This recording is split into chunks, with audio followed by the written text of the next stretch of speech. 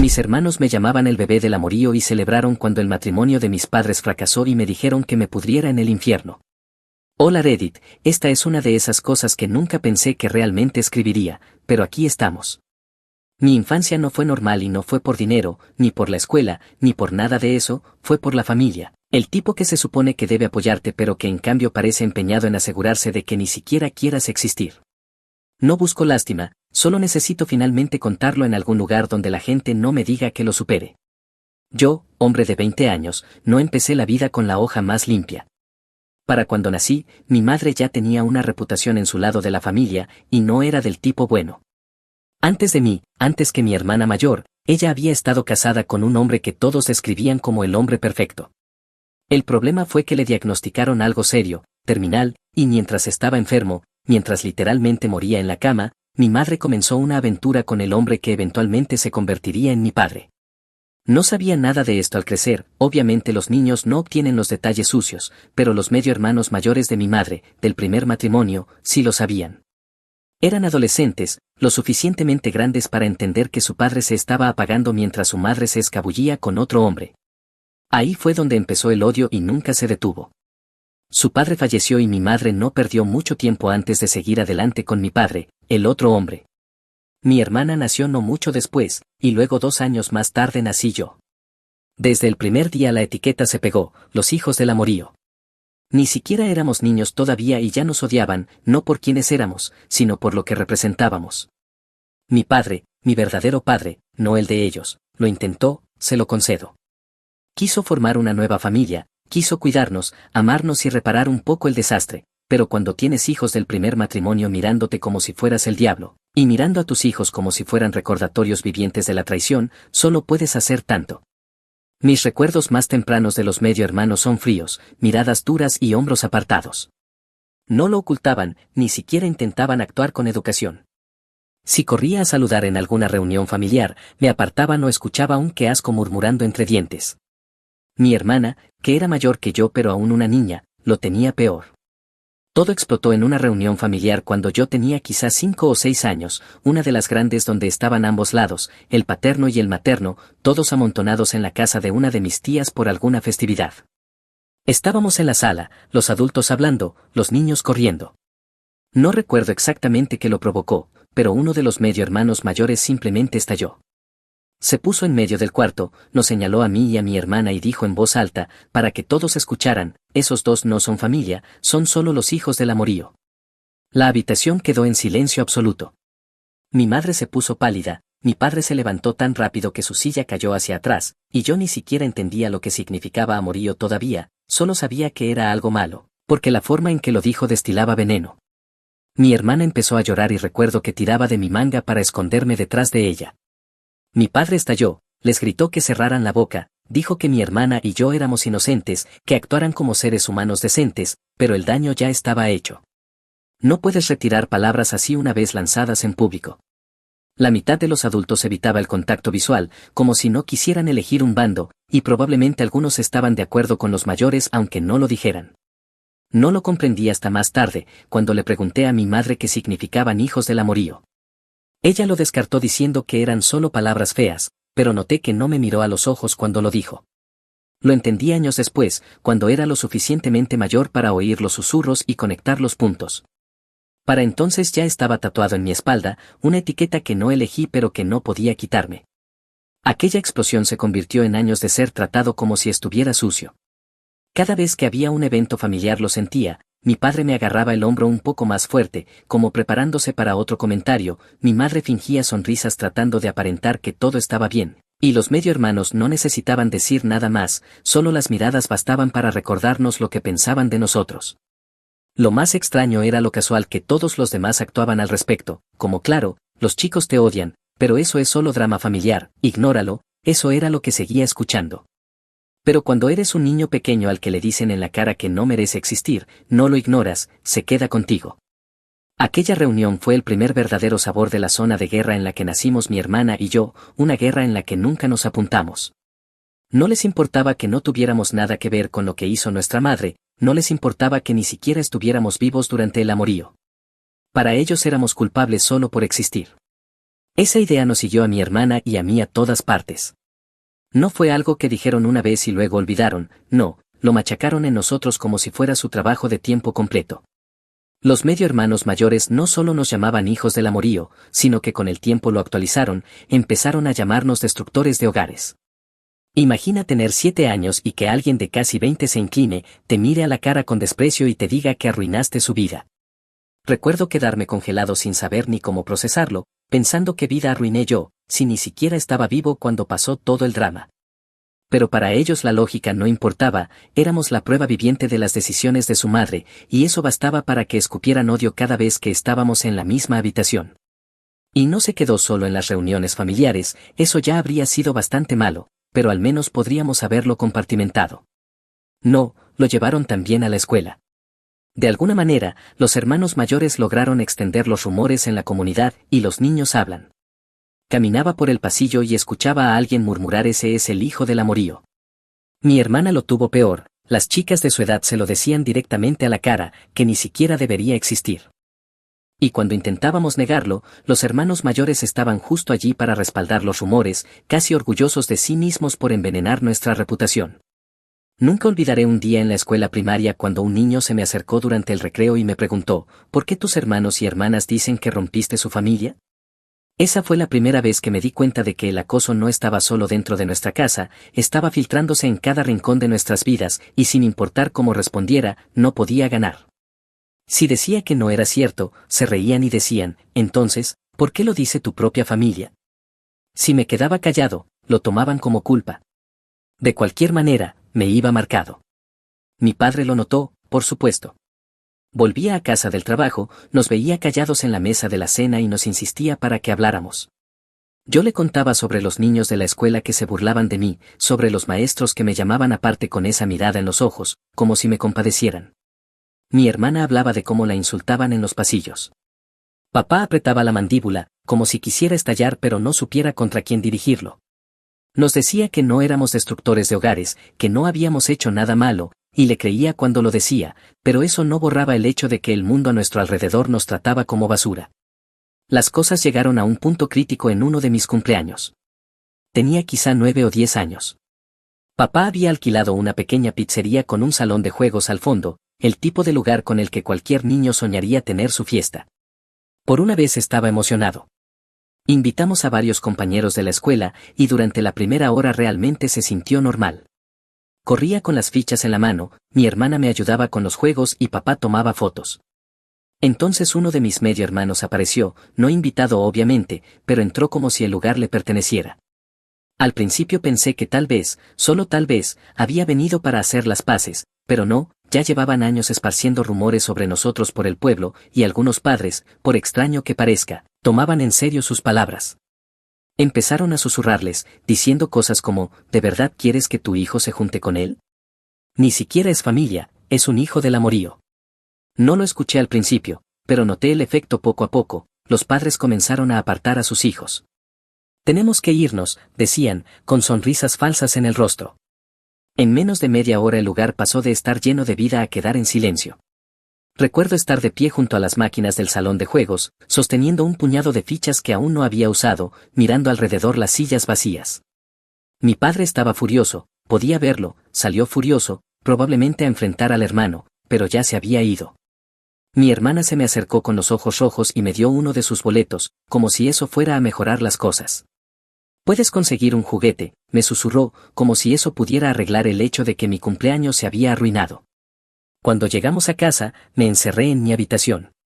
No quería pastel, no quería regalos, solo quería desaparecer, porque finalmente entendí que no importaba lo que hiciera, ni lo bueno que intentara ser, nunca me verían como alguien normal para ellos. Siempre sería el niño que nunca debió haber nacido. Ese cumpleaños se me quedó grabado, no por el pastel ni los regalos ni los juegos, sino porque fue el día en que me di cuenta de que mis medio hermanos no solo querían hacernos daño en privado, querían que el mundo nos viera como ellos lo hacían, como destructores de hogares, como errores. Y no iban a detenerse hasta que todos los demás lo creyeran también. Para cuando llegué a la escuela intermedia, se sentía como si mi hermana y yo lleváramos una enorme letra escarlata en la espalda que ni siquiera habíamos ganado. Eso carcomía a mi padre, se le notaba en la cara. Volvía del trabajo, se aflojaba la corbata y se sentaba a la mesa mirando al vacío. No era del tipo de hombre que lloraba frente a nosotros, pero el estrés se le veía escrito en cada gesto. Sabía que nos estaban acosando, le rogó a mi madre que interviniera, que dijera algo a los hijos mayores para que se detuvieran, pero ella no lo hizo. Se encogía de hombros, decía cosas como, están molestos, se les pasará. Excepto que no se les pasó, solo se volvieron más crueles. Las peleas entre mis padres empezaron pequeñas, discusiones nocturnas cuando creían que dormíamos, voces susurradas que se convertían en gritos. Me sentaba en la cama con la manta sobre la cabeza, escuchando a mi padre decir cosas como, ¿ves lo que esto les está haciendo? ¿Te importa siquiera? Y la voz plana de mi madre respondiendo, no es mi culpa cómo se sienten. A partir de ahí creció. Para cuando tenía 12 años, las peleas ya no eran a puerta cerrada, eran en la cocina, en la sala, en cualquier parte. Mi hermana y yo nos sentábamos en lo alto de las escaleras escuchando los platos chocar contra las encimeras y las puertas azotarse. Papá argumentaba que nos estaban destrozando emocionalmente y mamá respondía que estaba cansada de que la pintaran como la villana. Para ella la solución era fingir que no pasaba nada, para mi padre, eso era traición otra vez. Entonces llegó el divorcio. El día en que se hizo oficial está grabado en mi memoria, los papeles sobre la mesa, mi padre caminando de un lado a otro del salón, mi madre sentada rígida en su silla, negándose a mirarlo. Nos dijo que lo sentía, no porque la dejara, sino porque teníamos que lidiar con todo esto siendo solo niños. Recuerdo que me abrazó tan fuerte que casi dolía. Me susurró, nada de esto es tu culpa. Y yo sabía que lo decía en serio, pero la verdad era que la culpa no importaba, los medio hermanos ya habían tomado una decisión sobre nosotros. El peor día de todo el divorcio llegó cuando todo estalló en la casa. Fue una de esas noches en las que los gritos probablemente se oían en toda la cuadra. Mi padre acababa de llegar a casa tras otro agotador día de trabajo y se encontró con mi madre desahogándose con él. Ella lo acusó de fracasar como esposo, de fracasar como padre, todo lo que pudo.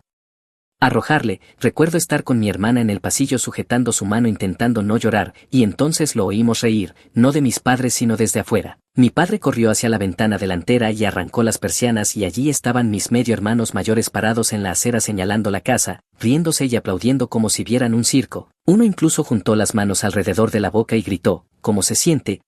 Por fin desmoronándose como se merecen, mi hermana empezó a sollozar, la llevé al pasillo alejada de la ventana, pero el daño ya estaba hecho, mi padre perdió el control y salió disparado tan rápido que la puerta casi se salió de las bisagras, no recuerdo todo lo que dijo, pero su voz retumbaba, una rabia cruda desbordándose después de años tratando de mantener la compostura, gritó que éramos sus hijos, que no merecíamos aquello, que eran monstruos por reírse mientras dos niños pequeños lloraban dentro, los vecinos salieron a ver, algunos intentaron intervenir diciéndoles a todos que se calmaran, mi madre no se movió, se quedó en la cocina actuando como si nada de eso fuera su problema, y yo me asomé detrás de la cortina viendo la cara de mi padre enrojecerse de furia mientras mis medio hermanos simplemente esbozaban una sonrisa desdeñosa, sabían que habían ganado, sabían que todo lo que tenían que hacer era aparecer y echar sal en la herida y así desmoronarlo aún más. Esa noche nos dijo que presentaría los papeles del divorcio.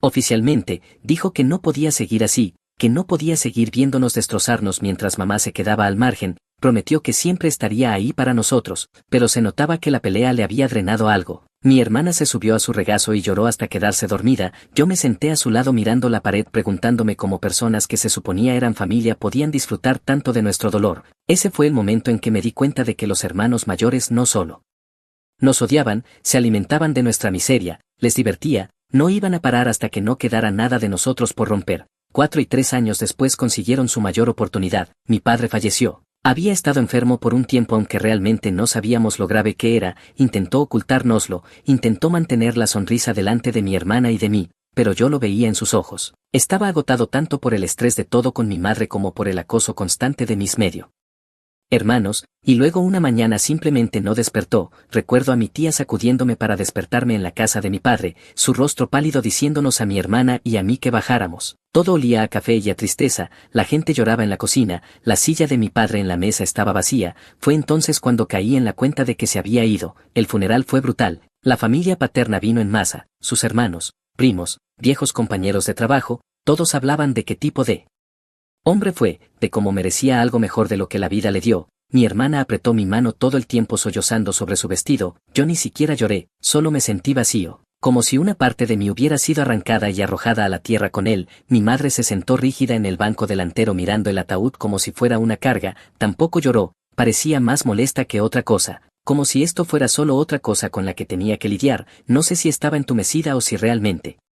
Ya no le importaba, pero para mi hermana y para mí se sintió como si hubiéramos perdido a los dos padres en un solo día, uno a la tumba y otro a la apatía. Entonces los medio hermanos volvieron a aparecer en escena. Durante años no nos hablaron a menos que fuera para escupir insultos, pero después del funeral uno de ellos se acercó, primero una llamada telefónica y luego un mensaje diciendo que querían reunirse, decían cosas como, sabemos que perdiste a tu padre, sabemos lo difícil que debe ser. Lo hemos vivido antes, solo queremos reconectar y disculparnos por todo, somos familia, debería haber olido la trampa desde lejos, pero no lo olí, mi hermana tampoco, estábamos desesperados por algún tipo de estabilidad, alguna normalidad, y cuando la gente te dice que quiere paz después de años de guerra, una parte de ti quiere creerlo, así que dijimos que sí, nos invitaron a cenar a una de sus casas, mi hermana pasó horas arreglándose como si por fin fuera a tener los hermanos que siempre soñó, yo me decía que mantuviera la cautela, pero en el fondo también esperaba, quería con todas mis fuerzas que fuera real por primera vez en mi vida, entramos en esa casa y al principio se sintió normal, platos en la mesa, comida humeante, sonrisas pegadas en sus caras, nos abrazaron, preguntaron cómo habíamos estado, actuaron como si nada del pasado hubiera pasado, me permití relajarme un poco, y luego a mitad de la comida todo cambió. Uno de ellos alzó la copa y dijo, brindemos, los demás. Se unieron, copas chocando, mi hermana y yo alzamos las nuestras incómodos pensando que iban a decir algo sobre la familia, sobre empezar de nuevo, en vez de eso nunca olvidaré las palabras que salieron de sus bocas. Al karma, a lo que se siembra se recoge, a que tu padre por fin recibió lo que merecía, la sala estalló en risas, no estaban brindando por la familia, estaban celebrando la muerte de mi padre. Mi hermana se quedó paralizada con las lágrimas corriendo por su cara, sentí como si él suelo se hubiera abierto bajo mis pies, estampé mi vaso con tanta fuerza que se agrietó, ¿qué diablos les pasa?, grité con la voz temblando, se burlaron, uno se echó hacia atrás en su silla y dijo, ¿por qué te sorprendes? Era un destructor de hogares, ahora se está pudriendo y ustedes dos finalmente pueden sentir lo que sentimos, otro añadió, pruébense su propia medicina, mis manos temblaban de rabia, quería saltar sobre la mesa y arrancar esa sonrisa engreída de sus caras, pero mi hermana me agarró del brazo suplicándome que no lo hiciera, todo su cuerpo temblaba y ella solo susurró. Vámonos, por favor, vámonos, dijo. Nos levantamos y nos fuimos sin decir una palabra más. Las risas nos siguieron hasta la puerta, resonando en mis oídos como una pesadilla. Esa noche ella me preguntó, ¿por qué nos odian tanto? ¿Por qué disfrutan de esto? Y yo no tenía una respuesta. Lo único que pude decir fue, porque para ellos siempre seremos el error. A partir de ese momento supe que no había ninguna posibilidad de reconciliación. No solo nos despreciaban, querían destruirnos, querían que sufriéramos tanto como fuera posible, incluso si eso significaba burlarse del único padre que nos quedaba y que realmente se había preocupado por nosotros. No era solo odio, era crueldad, y estaba claro como el agua, cualquiera que fuera la familia que fingían ser, habían renunciado a ese título en el momento en que alzaron sus copas y brindaron por la muerte de mi padre. Después de aquella noche algo dentro de mí se apagó, dejé de desear tener hermanos que se preocuparan, dejé de esperar que algún día nos trataran como familia. Para mí eran extraños con mi sangre, nada más. Pero en lugar de dejarnos en paz, redoblaron sus esfuerzos. Mis años de adolescencia se suponía que debían ser torpes y normales como los de cualquier otro, deportes, tareas, quizá una novia de vez en cuando. En cambio se convirtieron en un juego de supervivencia. Los medio hermanos ya no se limitaban a las reuniones familiares, comenzaron a aparecer en lugares donde no tenían nada que hacer. Empezó en la escuela, iba caminando hacia clase y notaba a uno de ellos merodeando cerca del estacionamiento, fingiendo que solo pasaba por ahí, pero no era casualidad, se quedaban allí sonriendo con los brazos cruzados, esperando que los viera. A veces gritaban desde lejos cosas como destructor de hogares junior o chico error. Mis amigos no sabían cómo reaccionar, algunos reían nerviosamente, otros se alejaban de mí porque no querían el drama. Mi hermana lo pasaba peor, estaba en la preparatoria cuando el acoso realmente se intensificó. Un par de veces lo sorprendió siguiéndola a casa, se daba la vuelta y ellos simplemente se quedaban parados en la acera, mirándola, sonriendo como si fuera algún tipo de juego enfermizo. Se lo dijo a mamá una vez, pero por supuesto mamá lo ignoró, son tus hermanos, no son peligrosos, fácil para ella decirlo, no era ella la que era seguida por calles oscuras. El incidente del centro comercial fue el que la rompió. Habíamos ido juntos un sábado solo tratando de ser chicos normales, ella quería comprarse un atuendo nuevo con el dinero de cuidar niños y yo la acompañé.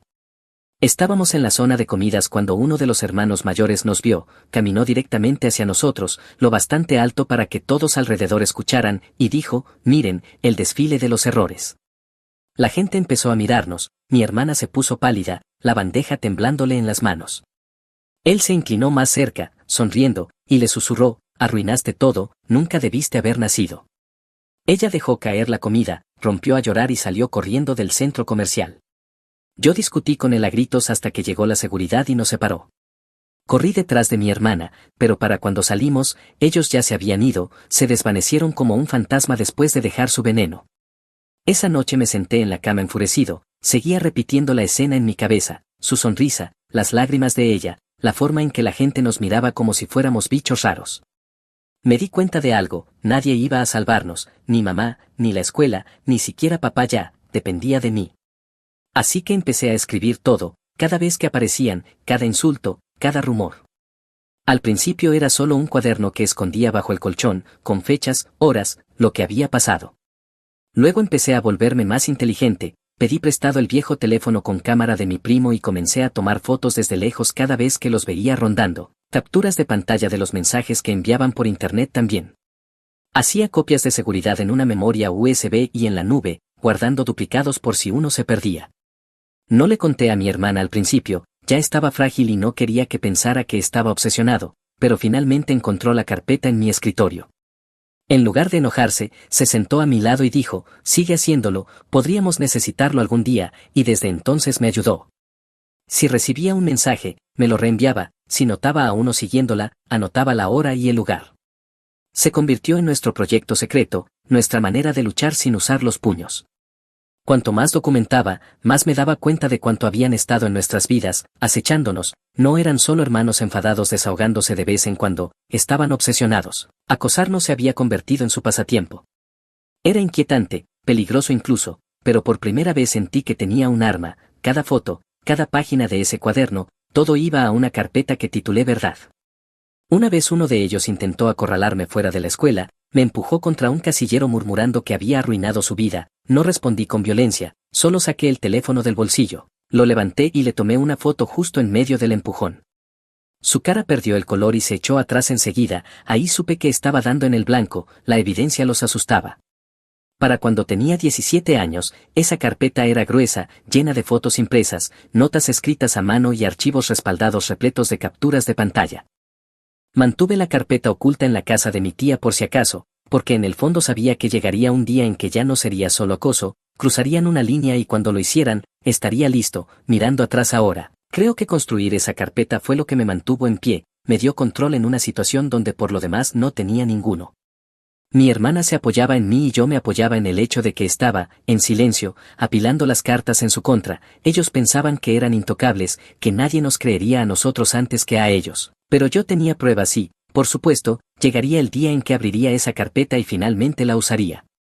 Empezó en lo que debía haber sido una buena noche, a mi hermana y a mí nos invitaron a una cena organizada por algunos de nuestros parientes paternos, mi novia estaba allí y su familia también. Parecía una de esas raras ocasiones en que la vida parecía normal, gente riendo, comida en la mesa, mi tía contando historias tontas sobre cuando ella y mi padre eran niños.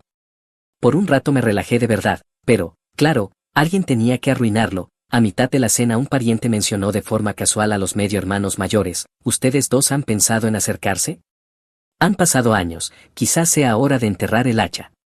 Mi hermana se quedó paralizada con el tenedor a medio camino de la boca, los ojos vidriosos, y supe que estaba a segundos de romper. Puse la mano en su brazo pero ya era tarde. Empujó la silla y salió de la habitación con las lágrimas corriendo por sus mejillas. El sonido de la puerta principal cerrándose me golpeó más fuerte que cualquier insulto. Me volví hacia la mesa furioso y dije, ¿saben siquiera lo que acaban de hacer? La sala se quedó en silencio. Siguen siendo familia, murmuró uno. El tiempo cura, quizá ya pasó suficiente, dijo otro. El tiempo no borra el trauma, respondí, nos dijeron en la cara que deseaban que muriéramos, celebraron cuando nuestros padres se separaron, se burlaron de la muerte de mi padre, nos siguieron por la ciudad como acosadores. ¿Creen que eso desaparece solo porque pasaron unos años? La madre de mi novia se inclinó, frunciendo el ceño ante los demás. No deberían presionarlos, claramente esto no es algo que puedan barrer bajo la alfombra. Pero el pariente insistió, no es tema para una cena, no deberían descargar todo eso en gente que intenta ayudar. Me reí amargamente. Entonces se supone que debo asentir y sonreír mientras me dicen que vaya a abrazar a las personas que me atormentaron toda la vida. Entendido. El resto de la noche fue tenso, ni siquiera pude disfrutar del postre. Me fui pronto con mi novia, mi hermana en silencio en el asiento trasero. Un par de días después, tras intentar sacudir la tensión de esa cena, sugerí que fuéramos a visitar la tumba de papá. Hacía tiempo y pensé que podría ayudarnos a volver a centrarnos. Él fue la única persona que realmente luchó por nosotros, quizá estar junto a su lápida nos recordaría que no estábamos tan solos como nos sentíamos.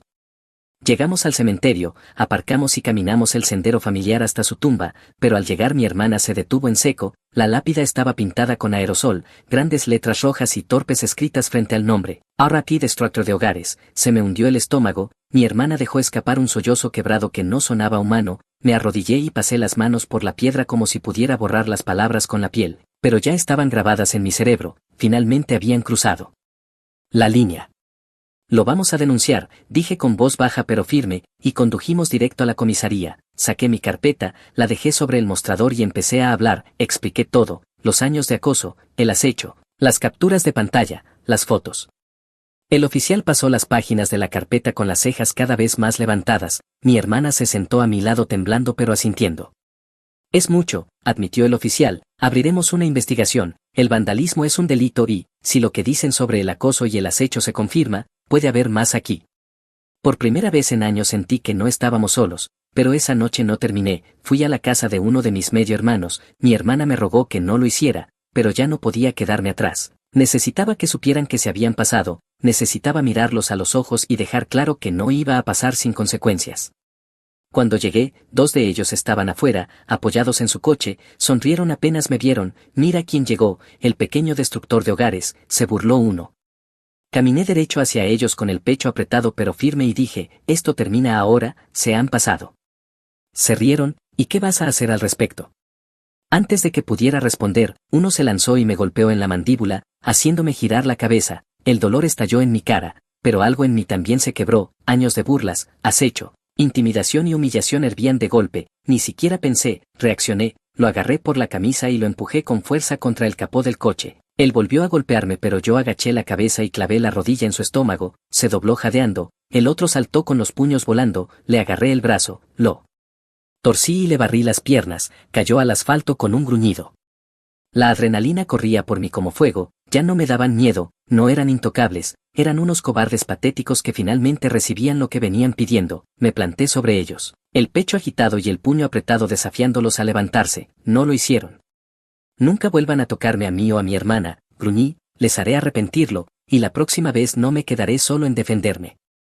Lo dejé allí tirados y conduje directo a la comisaría, la mandíbula doliendo pero el corazón firme. Presenté un informe, esta vez no solo por el vandalismo sino también por la agresión. Los agentes escucharon con atención, tomando nota de cada detalle, y cuando les mostré los moretones recientes en mi rostro como prueba junto con mis años de documentación, no lo descartaron, lo tomaron en serio. Al salir de esa comisaría con mi hermana a mi lado por fin sentí un cambio, ya no éramos solo ella y yo sufriendo en silencio. El sistema estaba observando ahora y mis medio hermanos no tenían idea de la tormenta que se les venía encima. La policía no perdió tiempo. Después de que denunciamos el vandalismo y la agresión entregué mi carpeta de la verdad, fotos, capturas de pantalla, fechas, todo. El detective lo hojeó con una expresión que decía por fin esto tiene sentido. En el plazo de una semana ya tenían órdenes de registro. Lo que siguió no fue justicia instantánea sino meses de audiencias, papeleo y fechas de juicio. Las órdenes de restricción se otorgaron desde el principio, lo que nos dio a mi hermana y a mí nuestro primer respiro real, pero el juicio y la sentencia se prolongaron como suelen hacerlo estas cosas. La primera vez que vi a mis medio hermanos en la corte casi me reí, no se parecían en nada a los acosadores engreídos que solían acorralarnos, estaban tiesos en las sillas de los acusados intentando parecer inocentes, pero las pruebas eran abrumadoras. El fiscal lo presentó todo, el acecho, el hostigamiento, el vandalismo en la tumba de mi padre y la agresión donde uno de ellos me golpeó primero. El juez no compró sus excusas, su abogado intentó convertirlo en drama familiar, pero los mensajes y las fotos no mentían. La sala quedó en silencio cuando leyeron en voz alta sus textos, chistes sobre hacernos sufrir, planes para presentarse frente a la casa e incluso ese asqueroso brindis en la cena tras la muerte de papá. La gente se quedó boquiabierta, sus amigos e incluso las parejas en la grada parecían horrorizadas. Eso fue justicia en tiempo real, su crueldad puesta a la luz del día. El juez dictó órdenes de restricción en el acto, nada de contacto, nada de aparecer cerca de nosotros, nada de acoso en redes sociales. Ver a mi hermana respirar por primera vez sin mirar por encima del hombro fue la recompensa que ni siquiera sabía que necesitaba. Me abrazó en el pasillo después y susurró que por fin estábamos a salvo. Al principio se declararon no culpables, pero eso no importó, las pruebas no respetan las negaciones, fotos de ellos merodeando cerca de nuestra escuela, capturas de pantalla de amenazas e incluso el video de la cámara de timbre de un vecino mostrando la agresión, todo los incriminó. El juez los declaró culpables de vandalismo, hostigamiento y agresión. Las sentencias no fueron ruinosas para la vida pero pegaron fuerte: multas elevadas, servicio comunitario, terapia obligatoria, libertad condicional, órdenes de restricción permanentes y el antecedente penal que ahora cargarán para siempre. Las consecuencias sociales fueron casi igual de duras. Sus supuestos amigos se distanciaron avergonzados de vincularse con ellos. Uno de sus matrimonios se resquebrajó bajo el peso y la pareja se marchó diciendo que no se habían apuntado a humillaciones públicas. La gente del pueblo empezó a susurrar que ya no eran los hermanos mayores duros e intocables, eran solo adultos con antecedentes penales y nadie aplaudía más su crueldad. Lo mejor fue que los parientes paternos por fin admitieron que habíamos tenido razón. Los mismos que defendían la sangre es sangre vieron la verdad en blanco y negro. Un primo incluso se disculpó diciendo que no se daba cuenta de que era tan grave. No lo perdoné, pero lo acepté. Al menos nadie en las cenas familiares volvería a presionar por una reconciliación. Al salir de ese juzgado con las órdenes de restricción firmadas en mi bolsillo me sentí más ligero, años de miedo convertidos en papel que legalmente los mantenían lejos. No fue una venganza al estilo de una película dramática, pero fue real y fue responsabilidad. Eligieron la crueldad y ahora debían vivir con las consecuencias. La vida siguió adelante, mi hermana volvió a sonreír, asistió a la orientación de la universidad y por primera vez no se encogió cuando la gente preguntaba por su familia. Yo dejé de llevar la carpeta de pruebas a todas partes y la guardé bajo llave en una caja fuerte en la casa de mi tía. Había cumplido su cometido. Unas semanas después tuvimos una pequeña cena con las personas que importaban: mi tía, mi novia, la familia de ella y un par de viejos amigos de papá. No fue algo ostentoso, solo buena comida y risas. Mi tía alzó la copa y dijo a la familia: lo que eliges importa, y aquello caló hondo. Eso fue el cierre. Mirando atrás, la venganza no vino de golpear, sino de demostrar por fin que no estábamos locos, que todo lo que soportamos era real e inaceptable. Vino de que la ley dijera que teníamos razón y ellos estaban equivocados. Vino de verlos perder el poder que habían tenido sobre nosotros durante tanto tiempo. Brindaron por la muerte de mi padre una vez, pero el último brindis nos perteneció a mi hermana y a mí, tranquilo, privado, rodeado de gente que realmente nos quería. Habían renunciado al derecho de llamarse familia años atrás y ahora, con la justicia de nuestro lado, nunca podrían tocarnos de nuevo. Puedes conservar tu trabajo o a tu esposa, pero no ambas cosas. Mi esposa intentó destruir todo lo que construí por una emergencia familiar de su familia.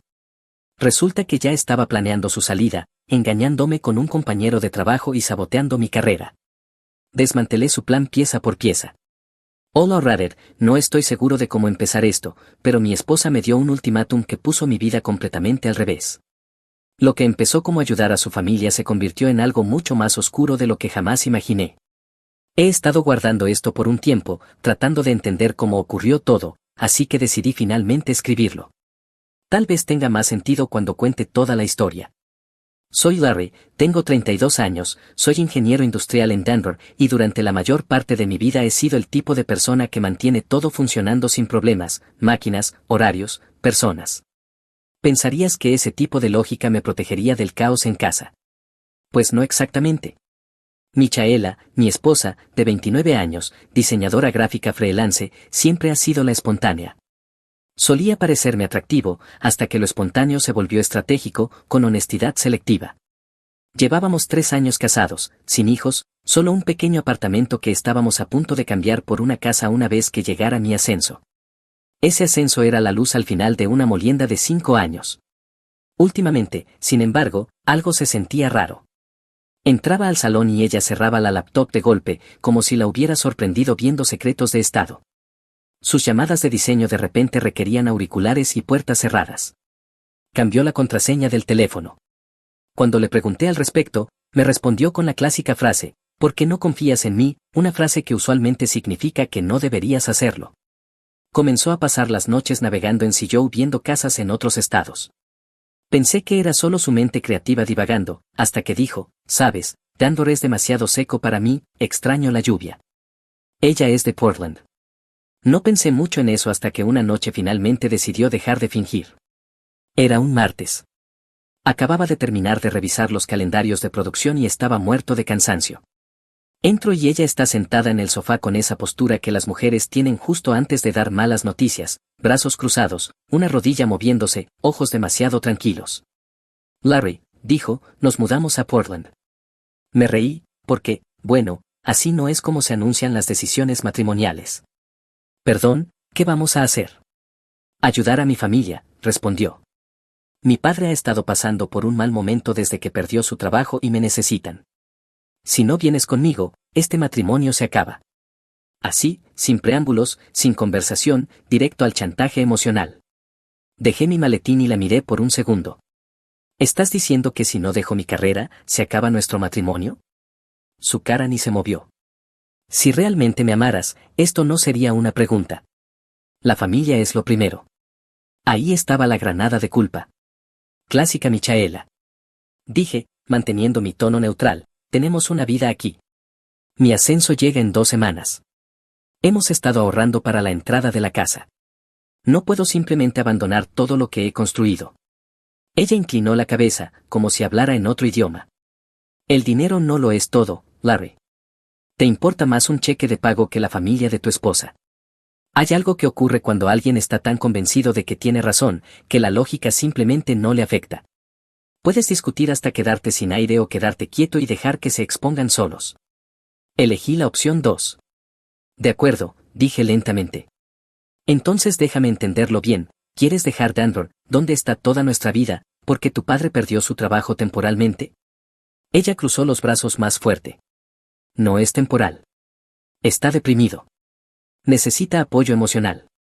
¿Te necesita a ti específicamente o le ayudarían llamadas y visitas semanales? Sus labios se apretaron. Si no puedes entender la importancia de estar ahí para la familia, no sé qué decirte. Intenta con honestidad, murmuré. Sus ojos se entrecerraron. ¿Perdón? Encogí los hombros. Me miró como si hubiera insultado a sus antepasados. Eres increíble. Probablemente, dije, pero no soy idiota. La habitación quedó en silencio el tiempo suficiente como para oír el zumbido del refrigerador. Finalmente se levantó, tomó su teléfono y dijo, no puedo hacer esto contigo cuando estás así. ¿Así como, racional? Se detuvo a medio camino hacia el pasillo y se giró, con el rostro frío. ¿Ya tomaste tu decisión? ¿Por no aceptar tu ultimátum? ¿Por elegir tu carrera en lugar de tu esposa? Y ahí me cayó la ficha, no estaba negociando, estaba tendiendo una trampa. No importaba lo que dijera, ella ya había decidido la respuesta. La vi desaparecer en el dormitorio y cerrar la puerta, probablemente para escribirle a quien quiera que estuviera hablando a mis espaldas. No debería haberme sentido enfadado, pero lo que sentí fue algo más frío, claridad. Ella pensaba que podía amenazarme hasta que cediera.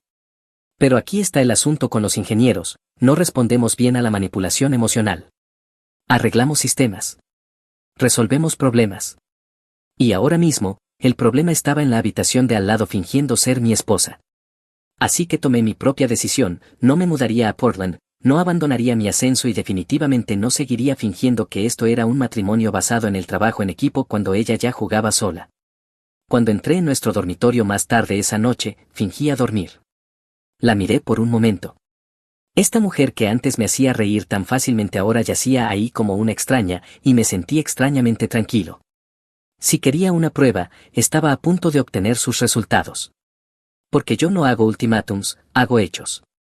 Y el hecho era simple, en el momento en que dijo si no vienes, se acabó, tomó mi decisión por mí, y yo no iba a perder mi cordura solo para aprobar su delirio.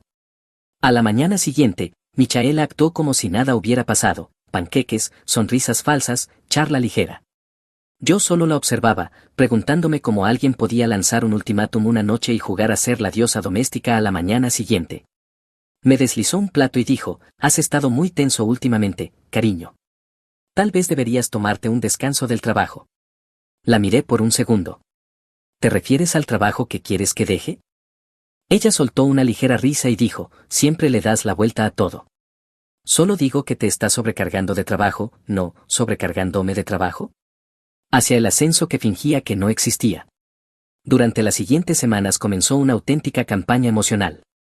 Al principio fue sutil, pequeñas indirectas que se convirtieron en rutinas diarias. Cada discusión, de alguna manera, terminaba volviendo a lo mismo, que yo era un mal esposo. Decía cosas como cualquier hombre de verdad pondría a la familia de su esposa primero o se supone que debe ser mi compañero, no mi obstáculo. Cuando la culpa no funcionó lo suficientemente rápido, subió de nivel y trajo refuerzos, sus padres. La primera llamada llegó un domingo por la mañana. La voz de su madre temblaba como si estuviera audicionando para una tragedia. Larry, cariño, odio molestarte, dijo, pero estamos en un gran lío. El banco ha estado llamando por la hipoteca, no sé qué hacer. Bastó una llamada para saber que Michaela le había dicho exactamente qué decir. Le respondí con calma, puedo ayudar con algunos pagos si es necesario, pero no puedo mudarme de estado ahora, mi trabajo está en medio de un ciclo, puedo transferir algo esta semana.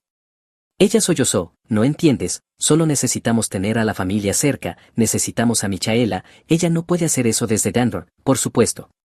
Ahí estaba otra vez, la manipulación a través de la familia. 2 días después llamó su padre, su tono era de hombre a hombre, ese tipo de tono que usan los que intentan hacerte sentir culpable mientras fingen que no. Hijo, tienes que entender lo difícil que es para un padre pedir ayuda.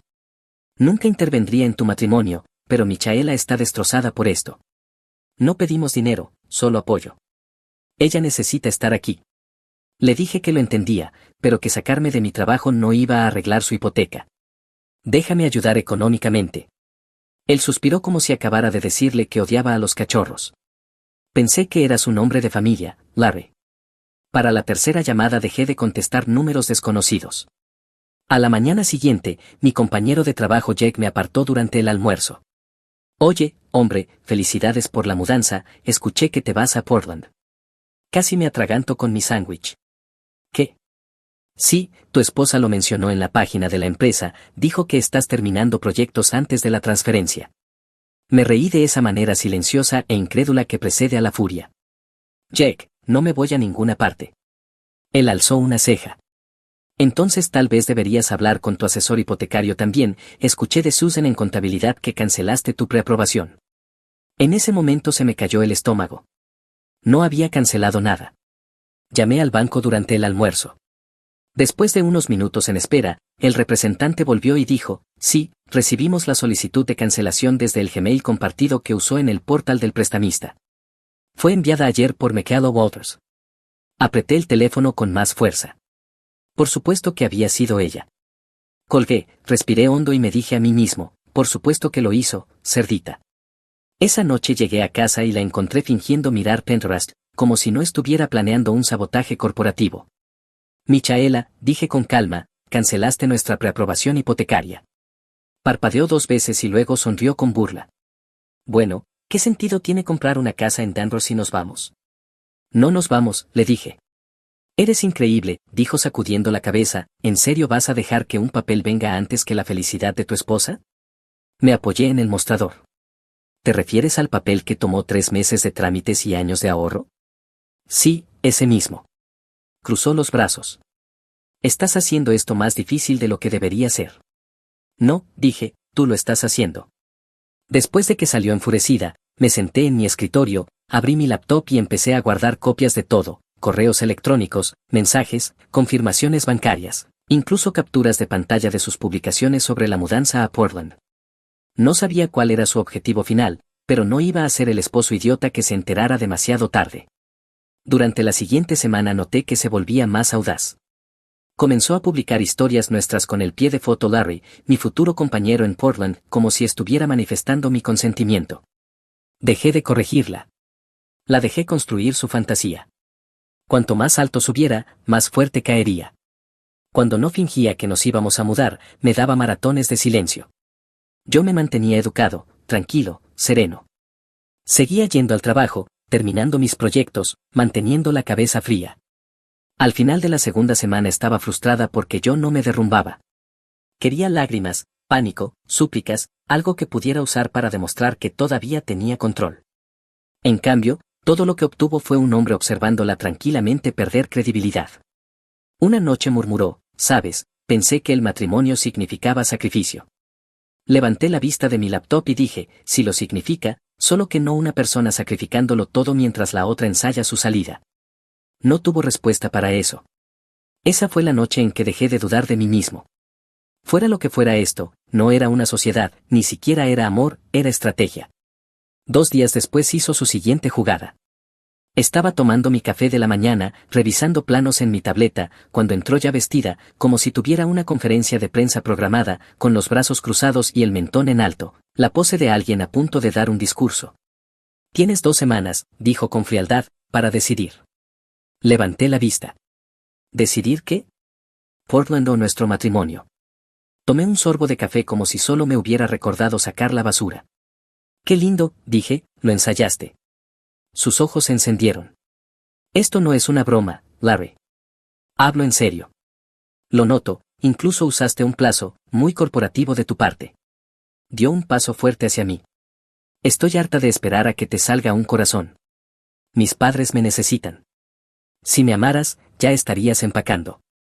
Me puse de pie, dejé mi taza y la miré fijamente. «Si tú me amaras, dejarías de convertir nuestro matrimonio en una negociación». Ella bufó, dio media vuelta y cerró la puerta del dormitorio con tanta fuerza que los marcos de las fotos vibraron. Fui al trabajo como si nada hubiera pasado. Mi empleo se había convertido en mi escape, un lugar donde la lógica aún tenía sentido.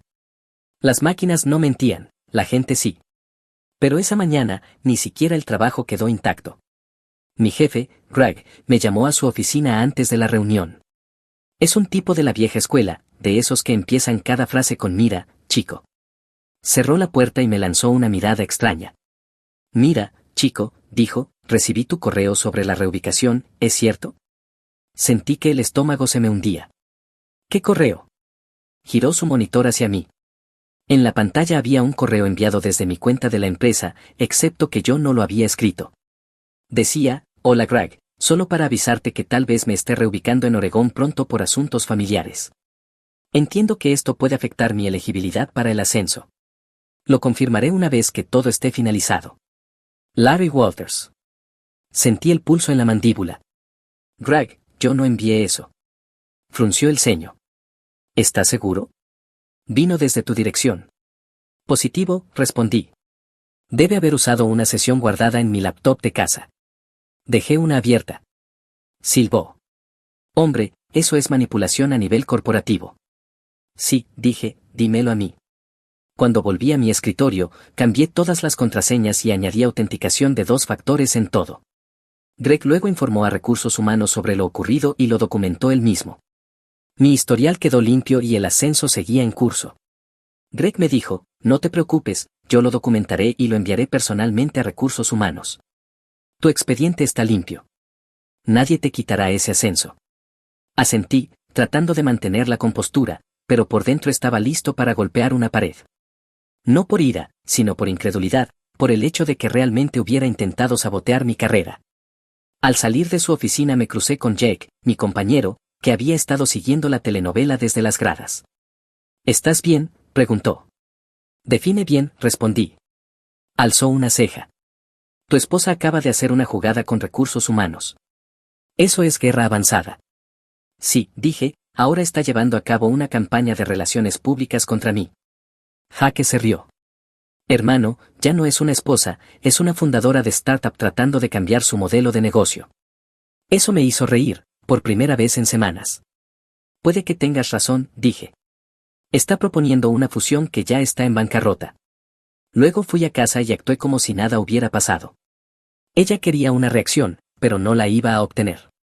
Cuando entré, estaba en la mesa de la cocina, mirando su teléfono. Ni siquiera levantó la vista. «Te ves tenso», dijo. «¿Día difícil?» «Podrías decir eso», respondí. «Tal vez si no fueras tan terco, la vida no sería tan dura». Sonreí levemente. «Tienes razón. Si simplemente abandonara todo por lo que he trabajado, la vida sería fácil». Frunció el ceño, notando el sarcasmo, pero demasiado orgullosa para reconocerlo. «Me lo agradecerás algún día». ¿Por qué? Por salvarnos, dijo simplemente, como si realmente lo creyera. Para el fin de semana, empecé a notar más señales. Dejaba su correo abierto cuando se olvidaba de cerrar el navegador, hilos con nombres como Portland Project Group, Design West Collected y Relocation Strategy, todos fechados meses antes del supuesto despido de su padre. Tomé fotos de la pantalla con mi teléfono, no porque necesitara pruebas, sino porque quería recordar hasta dónde estaba dispuesta a llegar para salirse con la suya. Aún así, no la confronté todavía. Quería ver hasta qué punto llegaba todo esto. El lunes siguiente, Jake se acercó a mi estación durante el almuerzo, sosteniendo su sándwich como si trajera noticias desde el frente. Oye, hombre, dijo bajando un poco la voz, mi novia Lisa dice que ha estado en algunos grupos de diseño en línea con Michaela. Ni siquiera levanté la vista de la pantalla. ¿Y eso qué? Pues, dijo, aparentemente tu esposa ha estado hablando con agencias de Portland durante como medio año, mucho antes de lo de su padre. Lisa pensó que ya lo sabías. Me quedé congelado a mitad de desplazamiento. ¿Medio año?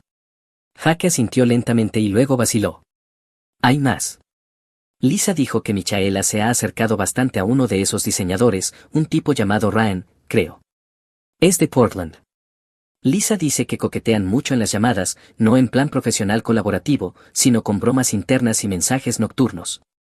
Me recosté en la silla, exhalé por la nariz y sonreí con ironía. Por supuesto que sí. Jake frunció el ceño. ¿Estás bien, amigo? Oh, fantástico, dije con la voz tan seca como papel de lija.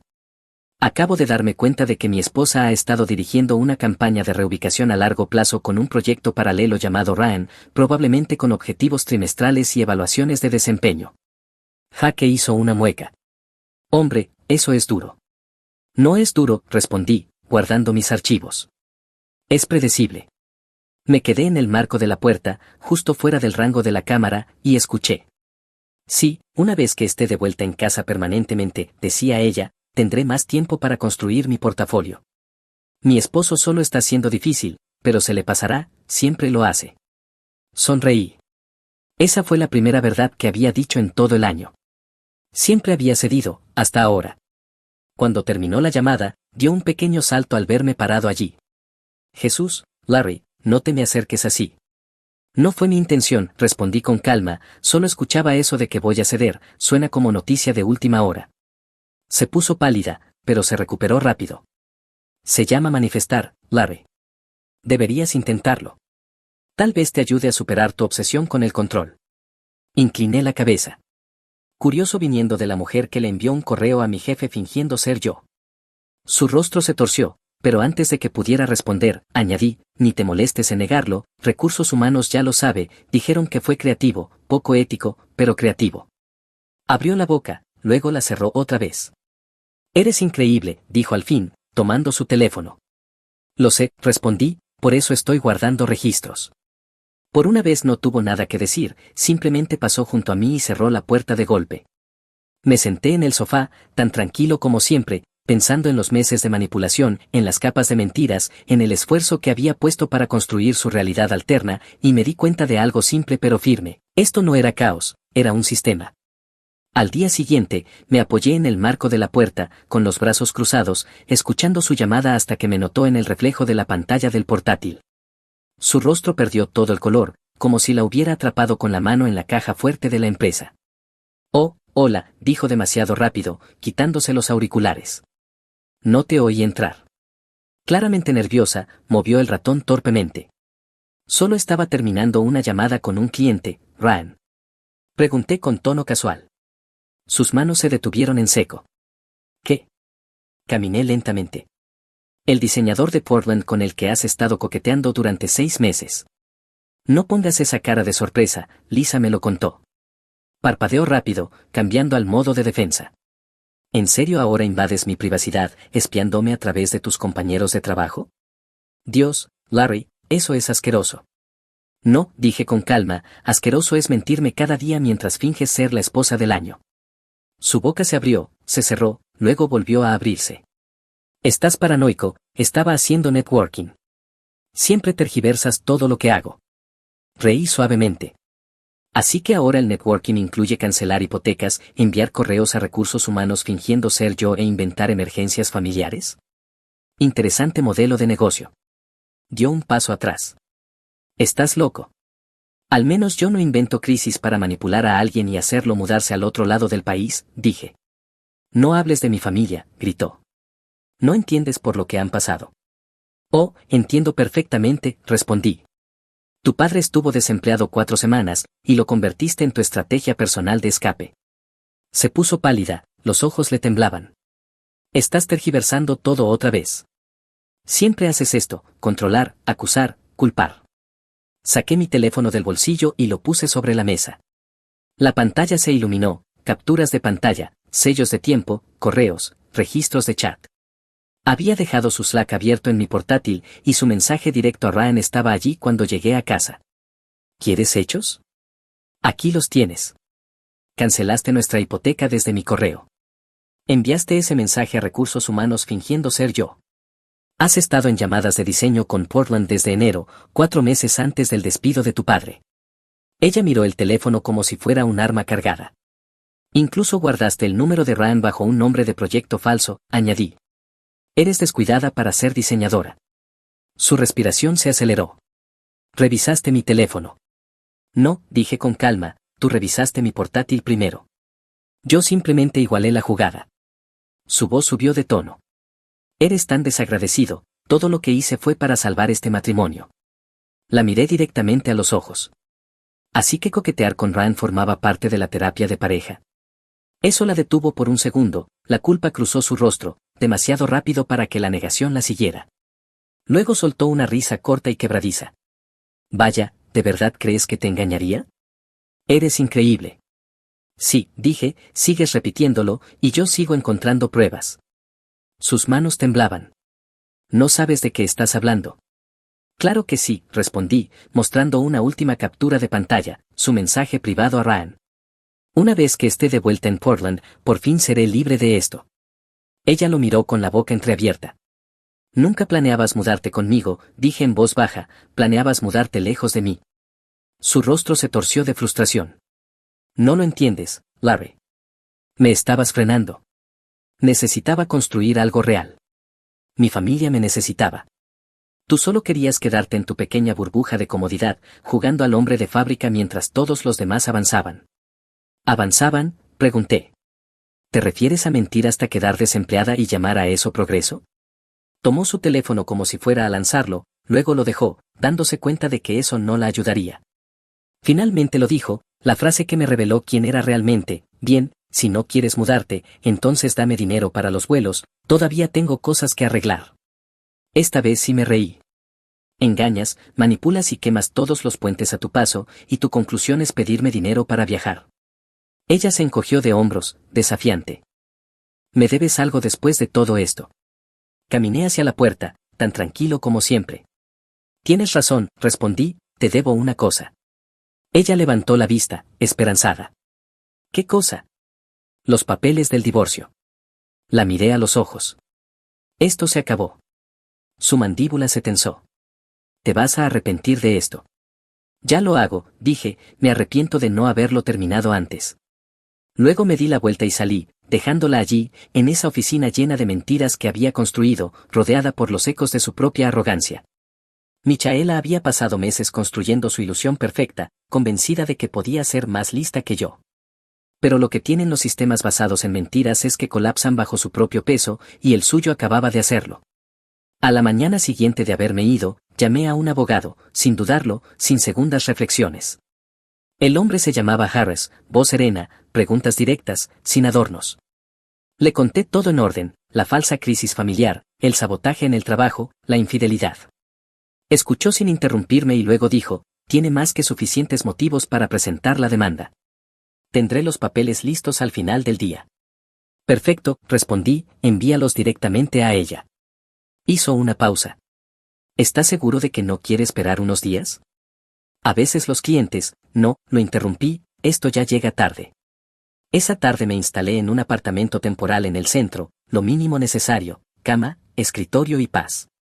El silencio se sentía caro, en el mejor sentido. 3 días después, Harris llamó, ya fue notificada. Sonreí para mí mismo. ¿Cómo lo tomó? Se rió. por lo que dijo el notificador, no muy bien. No bromeaba. En menos de una hora, mi teléfono se iluminó con mensajes, eres un cobarde sin corazón, ¿me estás divorciando por nada? No respondí. 10 minutos después, llamó. Dejé que sonara hasta el final. Luego dejó un buzón de voz lleno de lágrimas falsas, ¿de verdad vas a hacer esto? Después de todo lo que hemos pasado. Estás destruyendo un matrimonio porque no puedes aceptar estar equivocado. Eres un frío sin alma, Larry. Todos verán quién eres en realidad. Traducción, ya había comenzado su control de daños. Al día siguiente empecé a recibir mensajes de amigos en común. Uno escribió, oye, hombre, Michaela dice que la tomaste por sorpresa con los papeles del divorcio, ¿es cierto? Respondí con un solo mensaje, pregúntale quién es Ryan.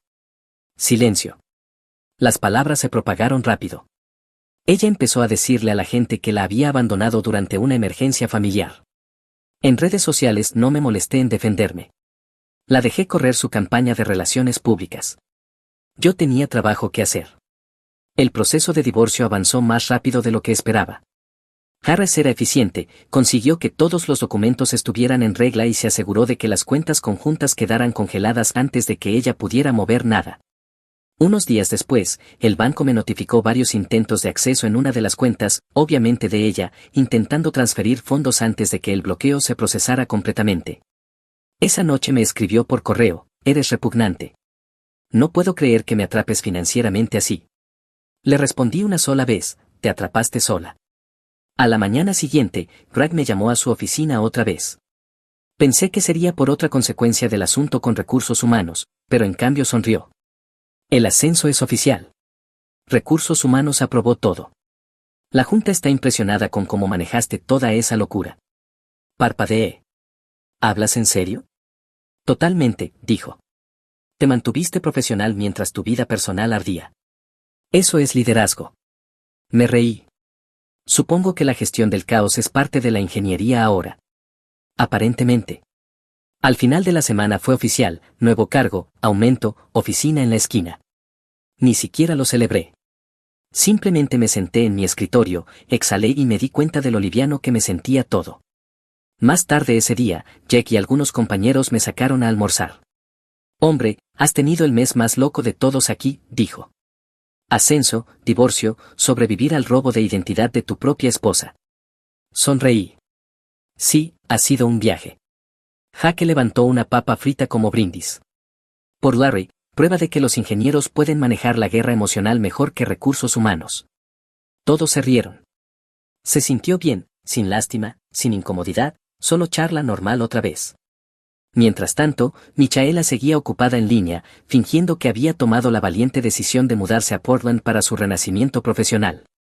Su nueva biografía decía, diseñadora. Soñadora. Superviviente. Lisa me mostró sus publicaciones. Cada foto estaba escenificada, cafeterías, plantas, frases inspiradoras. Los pies de foto parecían de alguien audicionando para un podcast de autoayuda. 2 semanas después, Harris me envió el borrador del acuerdo de liquidación. Ya casi terminamos, dijo. Una vez que el tribunal firme el decreto, después del periodo de espera, será oficial. Revisé todo, firmé la última página y la devolví. Aún no era definitivo, pero ya se sentía como libertad. 3 años de matrimonio reducidos a una carpeta de archivos PDF, y de alguna manera eso se sentía justo. Ese fin de semana empaqué mi viejo apartamento.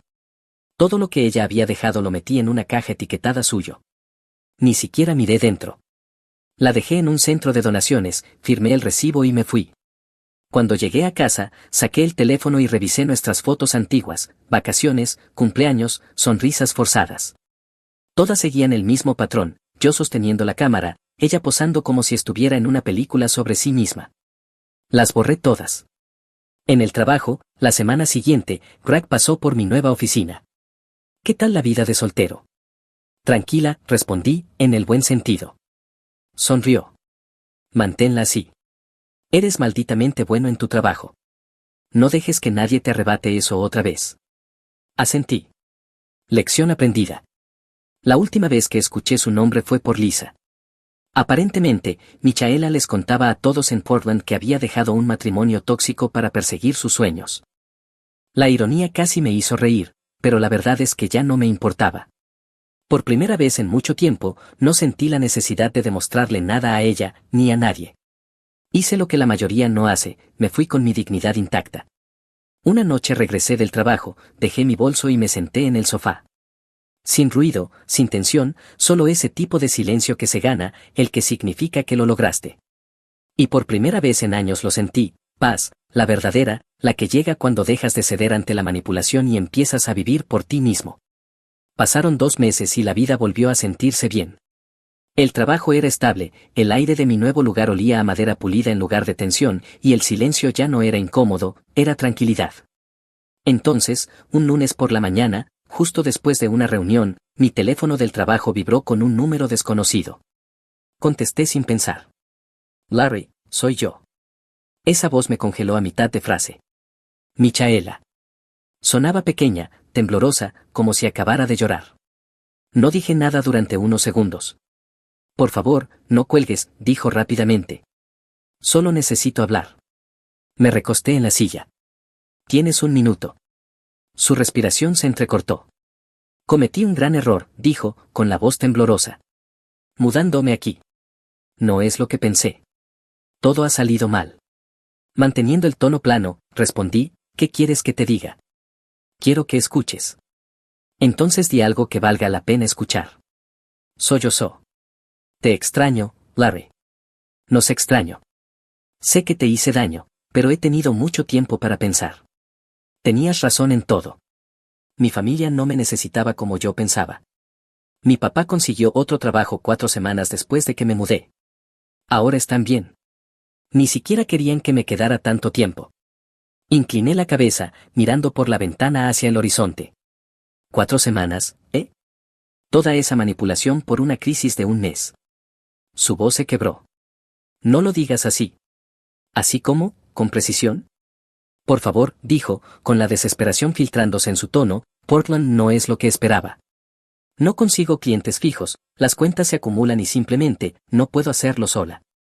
Ahí estaba, la verdad envuelta en autocompasión, no te extraño, sino no puedo vivir sin control. Larry, dijo suavemente, ahora lo entiendo. Entiendo lo que intentabas decirme. Tú eras lo único estable que tenía. Me mantenías con los pies en la tierra. Sonreí para mis adentros.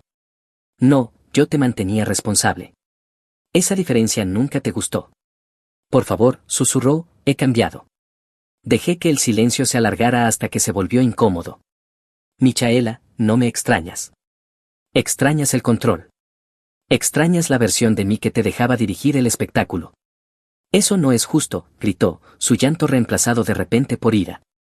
¿Crees que eres perfecto? ¿Crees que tú no cometiste errores? Sí los cometí, dije, pero los míos no fueron calculados. Guardó silencio un largo momento. Solo quiero otra oportunidad, dijo al fin, con la voz temblorosa otra vez. Volveré, te demostraré que puedo ser mejor. Miré el reloj. Tu minuto terminó. Larry, por favor, clic, colgué. Bloqueé el número. Me quedé sentado un momento, dejando que el silencio se asentara. Ya no había enojo en mí, solo certeza. 3 días después volvió a llamar desde otro número. La ignoré. Luego llegó un correo electrónico, asunto tenemos que hablar. Eliminado. Al día siguiente llegué a casa del trabajo y vi su coche estacionado en mi entrada. Esta vez el estómago no se me hundió, solo se estabilizó. Aparqué detrás de ella, pasé a su lado sin decir palabra y abrí la puerta de mi casa. Larry, gritó, saliendo del coche.